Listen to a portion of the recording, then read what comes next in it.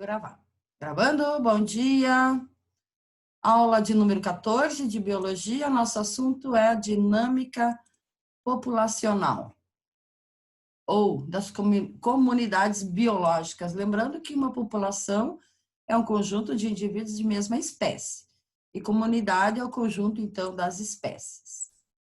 Então, a dinâmica das populações é a parte da ecologia, que estuda as variações de ocorrência de indivíduos da mesma espécie, ou seja, da população, e procura definir causas dessas variações. Por exemplo, com a caça de jacarés, há um aumento da população de piranhas, já que os jacarés se alimentam de piranhas. Aí, se não tem o predador, o número de presas vai aumentar, resultando, então, dessa forma, em uma variação de ocorrência. Pode até causar um desequilíbrio ambiental.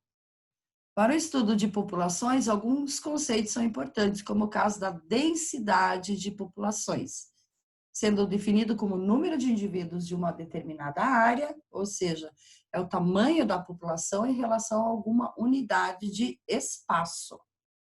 Geralmente avaliada e expressa como o número de indivíduos ou a biomassa da população por unidade de área e de volume.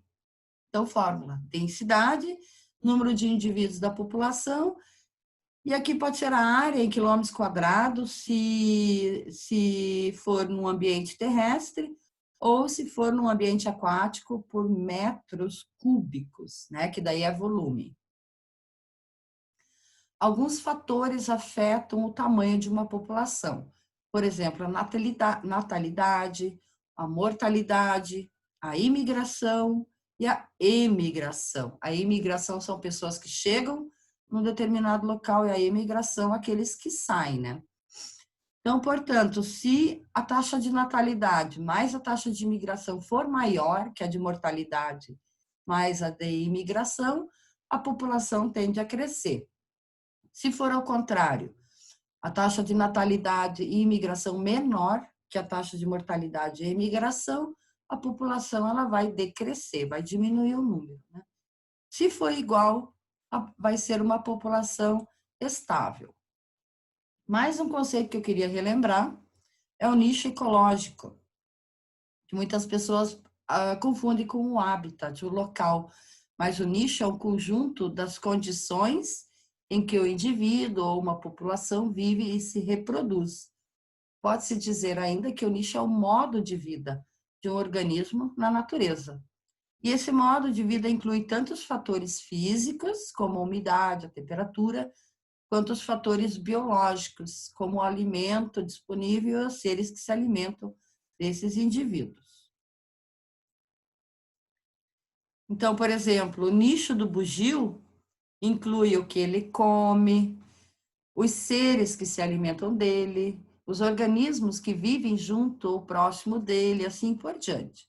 Então, no caso de uma planta, o nicho inclui os sais minerais que ela retira do solo, a parte do solo de onde os retira, então a relação com as outras espécies e assim por diante. Então, digamos, o nicho pode ser o modo de vida.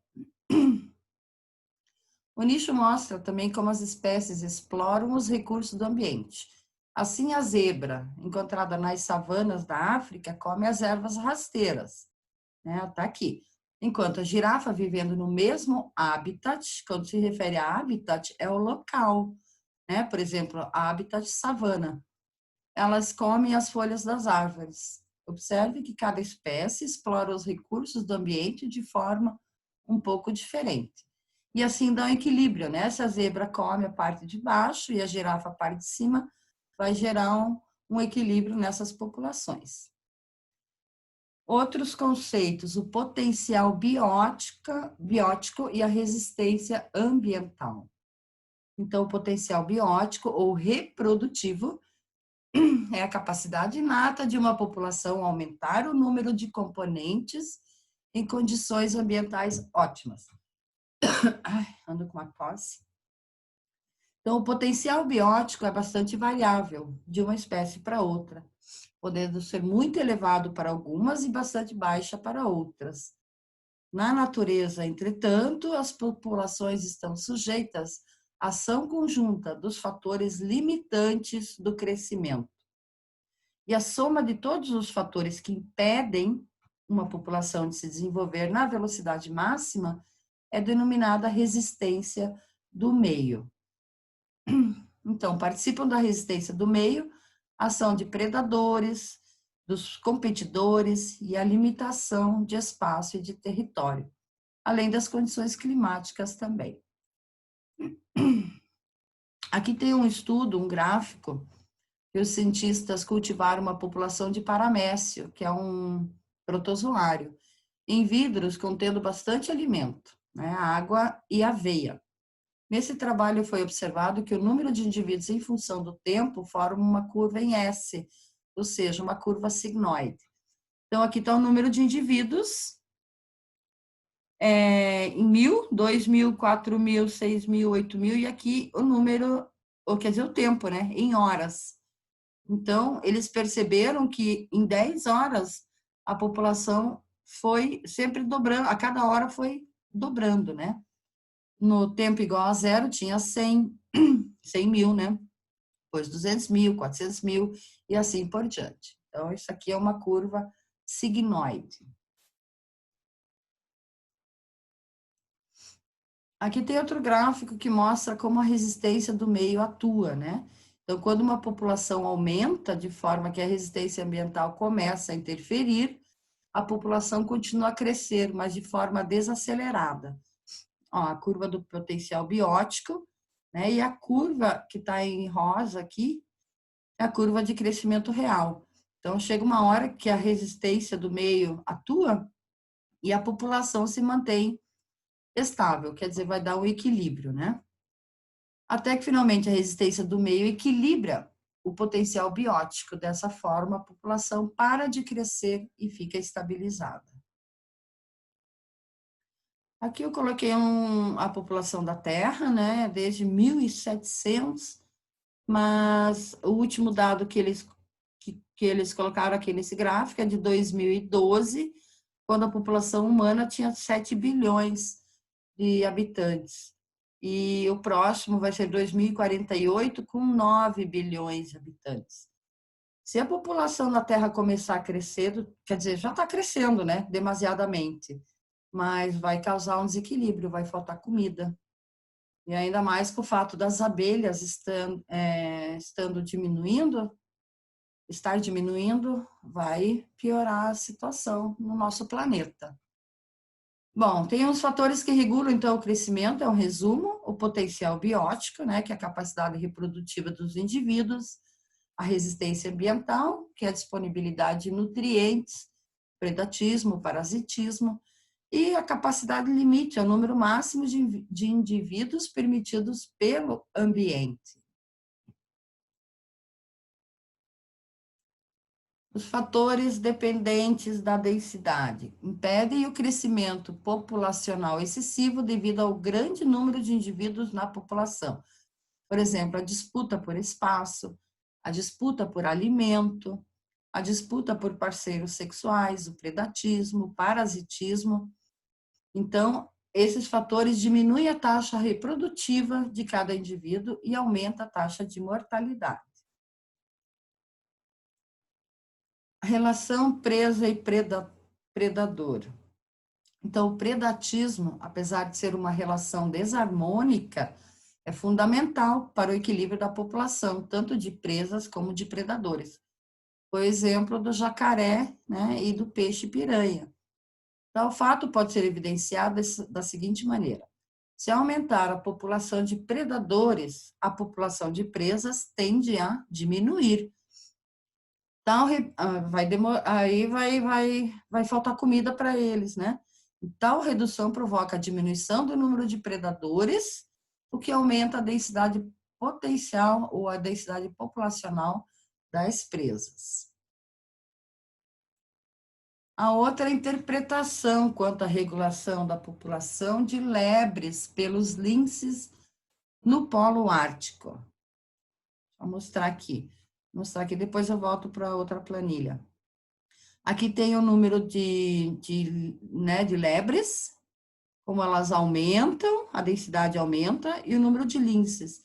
Então, é uma coisa meio igual, assim, né? A gente percebe. Então, se falta lebre, vai diminuir o número de linces. Então, isso aconteceu realmente lá no Ártico. Alguns cientistas relataram que as lebres apresentam o mesmo ciclo populacional dos linces. E, nesse caso, o consumo excessivo de vegetais, que é o alimento das lebres, né? Acima da carga biótica máxima, pode ter sido o principal fator responsável pelo controle da população de lebres. Dessa forma, reduzindo a população de lebres, ocorreria a redução da população de linces. Como o número de lebres diminui, a vegetação tenderia a se recompor. Sim, não tinha, né? Não tinha quem comesse. Assim, a densidade populacional de lebres aumentaria e, consequentemente, a população de linces tenderia a aumentar. Então, esse gráfico aqui mostra exatamente o que eles falaram, né? E na natureza é assim mesmo.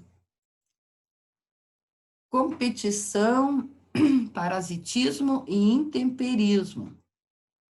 Então, além do predatismo, a competição é outro fator de regulação do tamanho populacional, uma vez que ela acontece basicamente por busca de alimentos e território. Para muitos animais, inclusive a espécie humana, o principal fator regulador da sua densidade é o parasitismo, pelo fato de não existir um predador natural. Tal fato está diretamente ligado ao aumento da taxa de mortalidade, em função de algumas doenças causadas por parasitas. Por exemplo, o que a gente está vendo agora, né? A Covid, né? A Covid já matou milhões de pessoas e quer dizer que a densidade populacional mundial diminui. O intemperismo, que são mudanças climáticas bruscas, né, em função de eventos naturais como terremoto, maremoto ou erupção vulcânicas, também faz com que a densidade populacional diminua. E o último slide, só para mostrar o crescimento populacional, né, o potencial biótico, né, que ocorre um aumento da população desses animais aqui, a morte por falta de alimento, né, porque tem competição por conta de alimento e os mais fracos não conseguem se alimentar, então ocorre a morte. Então, a gente tem uma curva em S e essa curva em J. E a nossa de aula encerra aqui. Muito obrigada, alunos. Agradeço a presença.